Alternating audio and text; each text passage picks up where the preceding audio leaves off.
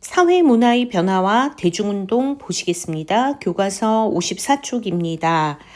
여기서는 일제강점기 때 우리가 지금 너무 정치적인 이야기 중심으로 공부를 했는데요.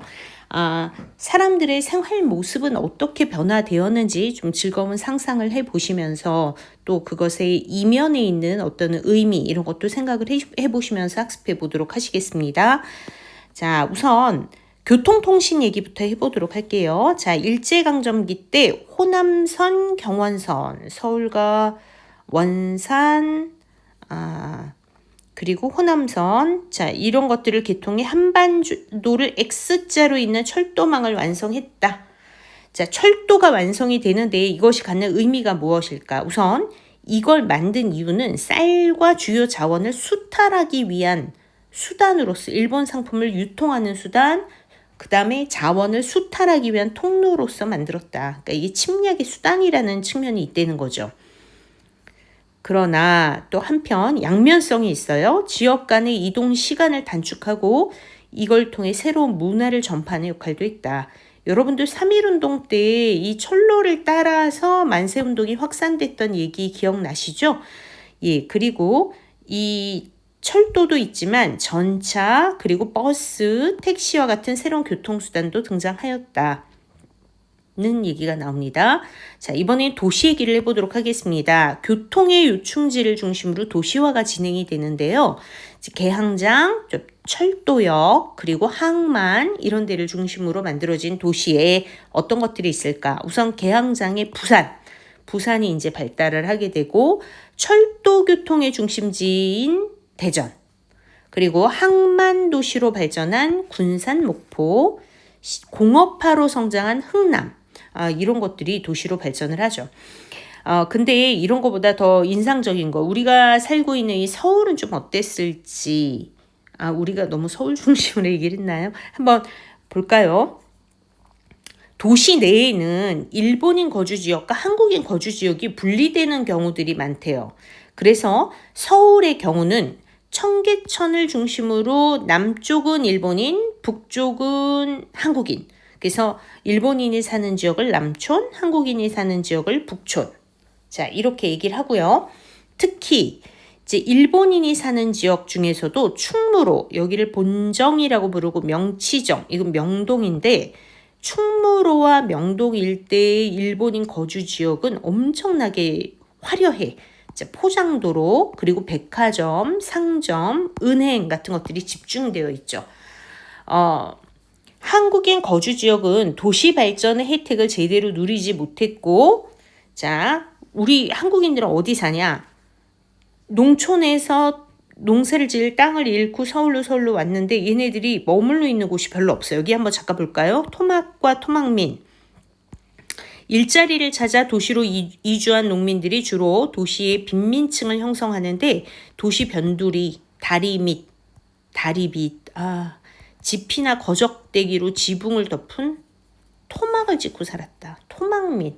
일제강점기 때 토막민 너무 유명합니다. 가난의 상징이죠.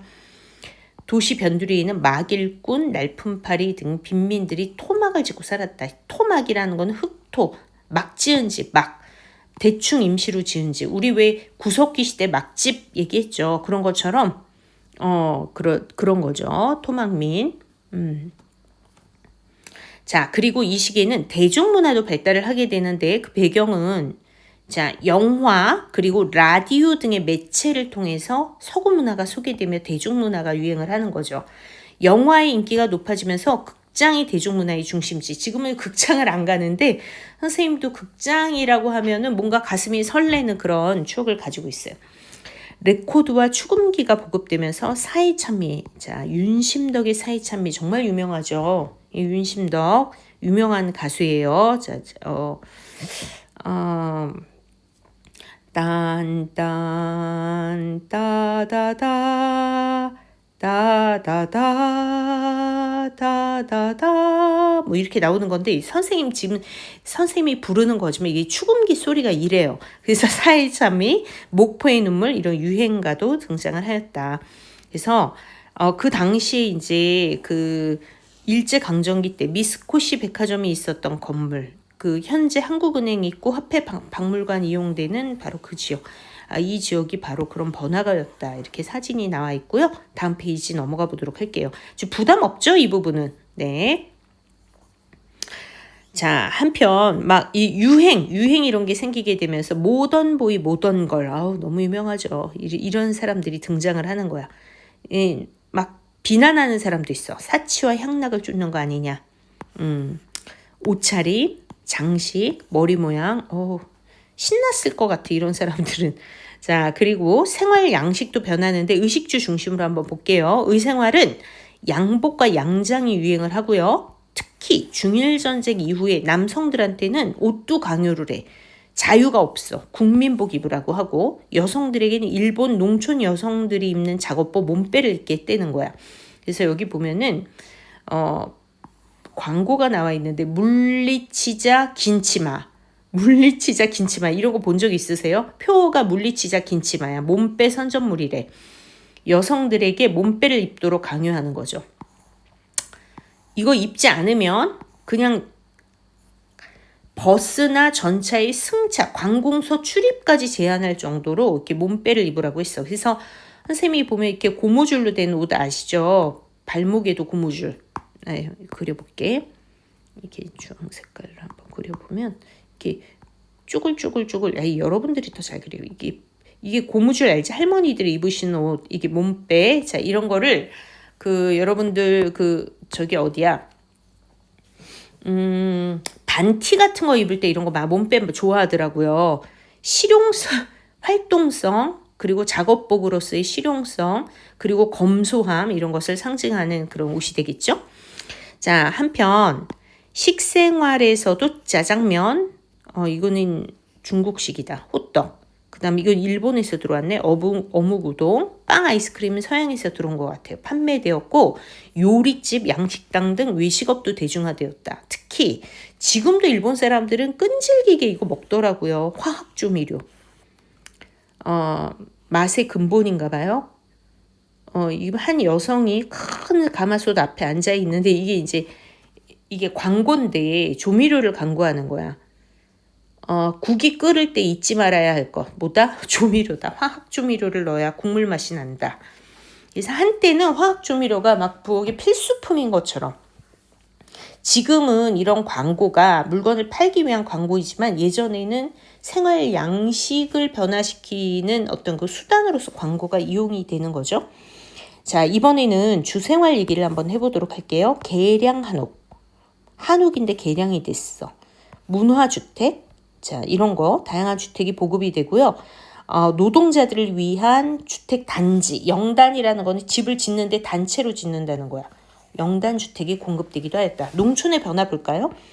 일제가 토지조사 사업 산미 증식 계획 등을 시행하면서 식민지 지주 제도가 확립이 되었고 지주는 잘 살고 소작농은 못 살게 되죠. 농민의 삶이 어려워지게 되고 여기에 고율의 소작료와 과중한 세금 등에 시달리다가 이제 도시의 가난한 노동자로 전락되는 경우가 많았다. 1930년대 대공황의 여파로 너무너무 경제가 어려워지면 소작농들이 집단 행동을 하는 거죠. 격화되면 일제가 이걸 잠시 잠재워야 될 필요성을 느껴. 그래서 농촌진흥운동 막 이런 거를 진행하기도 하지만 30년대에 결국은 이 구조적인 문제를 얘기하는 것이 아니라 개인적인 가난, 게으름, 낭비, 이게 가난의 원인이라고 돌리는 거죠. 그래서 여러분들도 어떤 어려움이 막 느껴질 때 그게 여러분들 문제가 아닌 경우가 많아요.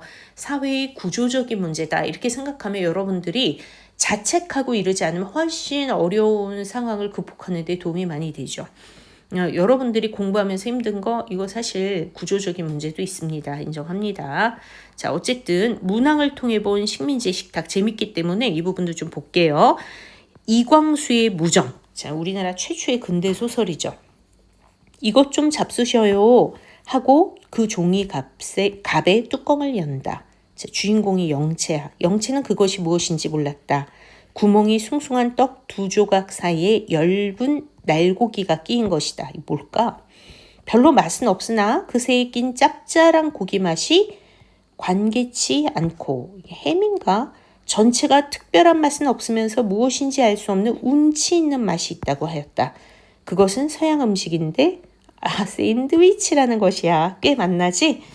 자, 두 번째 식민지의 식탁, 이태준의 청춘무성에 나오네요. 이건 아까 거는 1917년, 지금 거는 1940년. 이들은 한 패를 지어 명치 제거하러 갔다. 이게 지금의 카페 같은데 아직 오전 중이어서 박스는 여기저기 비어 있었다. 좌석 자리가 비어 있었대. 제일 구석 박스를 차지하고 박스로 되어 있어. 옛날에 이렇게 박스 앉는 좌석이. 난 커피, 난 초콜릿, 난 레몬티. 야, 커피, 초콜릿, 레몬티를 먹으면서 주문하면서 가슴이 두근두근. 무엇보다도 웃음에 줄였던 것처럼 시시덕댄다. 자, 선생님이 조금 찾아봤는데요. 염산무섭의 만세전에 보면 길 맞은편으로 쭉 늘어선 것은 빈지를 들였으나 모두가 신축한 일본 상점이다. 우동을 파는 구루마 얘기가 나와. 쩔렁쩔렁 흔드는 요령 소리만이 괴괴한 거리에 처량하다. 우동을 파는 구루마 얘기가 나오고요. 채만식의 태평천하에는 기생충 시민은 윤직원 영감과 데이트하면서 미츠코시 백화점 난찌를 먹자고 조릅니다. 난찌. 런치. 지금도 여러분들 일본 여행 가면 런치 너무 유명하죠. 그대로 남아있어요. 일본은. 그 다음에 박태원의 소설가 구보씨의 일일. 의자에 가장 자신 있게 앉아 그는 주문 들으러 온 소녀에게 나는 가루피스 그리고 구보를 향하여 자네도 그걸로 하지. 그러나 구보는 거의 황급하게 고개를 흔들고 나는 홍차나 커피로 하지. 가루피스가 뭐게? 칼피스. 여러분들 엽떡 주문할 때 나오는 쿨피스 있죠? 바로 그거 얘기하는 겁니다. 날개, 이상의 날개를 보면 비웃 굽는 내, 탕고도 오랑내, 뜸을 내, 비누 내, 냄새 얘기가 나오는데 청어 굽는 내, 탕고도 오랑, 탕고도 오랑이 화장품이래. 탕고도 오랑. 오랑? 오랑? 왠지 프랑스어인 것 같다. 탕고도 오랑? 뜸을 내, 비눈 내, 뭐 이런 얘기들이 나옵니다. 그래서 생활 모습에 대한 얘기도 한번 해보았습니다. 이상입니다.